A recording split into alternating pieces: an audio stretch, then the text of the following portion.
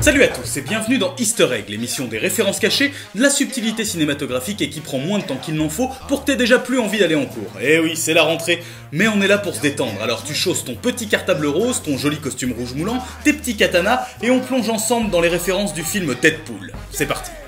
Vous le savez, nous le savons, le film est littéralement bourré de références. Et ça commence dès le générique avec cette blague du stick à lèvres Hello Kitty. On se rend compte plus tard dans le film que c'est la marque du sac à dos de Deadpool, et son compte Twitter ne suit que cette marque. Ah oui, autant vous prévenir tout de suite, les blagues sont super méta. Bien sûr, le film n'échappe pas à la règle du caméo de Stan Lee. Il est présent en tant que DJ dans la boîte de striptease que notre héros fréquente. Mais ça n'est pas tout, son apparition fait référence à une série animée qu'il a également créée, Stripperella, où l'héroïne est stripteaseuse et agent secret. Ici, c'est la petite amie de Deadpool qui est stripteaseuse, et lors d'une réplique, il lui lance que sa fille a été kidnappée et que c'est Liam Neeson qui l'a appelé pour en parler. La référence à Taken est évidente, d'autant plus quand on sait que Neeson a joué aux côtés de Clint Eastwood dans The Deadpool en 1988. Ce n'est pas la seule référence à d'autres films, Le combat contre Colossus rappelle beaucoup la scène des Monty Python avec le Chevalier Noir, et Deadpool se coupe la main en citant explicitement 127 heures. Cependant, ce qui est le plus moqué dans le film, c'est la licence X-Men, qui est souvent associée à Deadpool dans les comics, et qui là en prend pour son grade.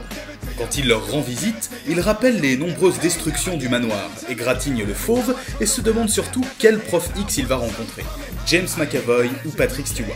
Ce sont les deux interprètes du prof selon les temporalités et il faut avouer que même nous, on a du mal à suivre leur chronologie. Mais Deadpool sait également se moquer de lui-même et de son interprète, Ryan Reynolds. Il s'épingle tout seul en disant que cet acteur doit beaucoup plus à son physique qu'à son jeu et évoque son passé super-héroïque de Green Lantern en suppliant de ne pas avoir de costume vert avec des images de synthèse puisque le film est considéré comme passablement mauvais.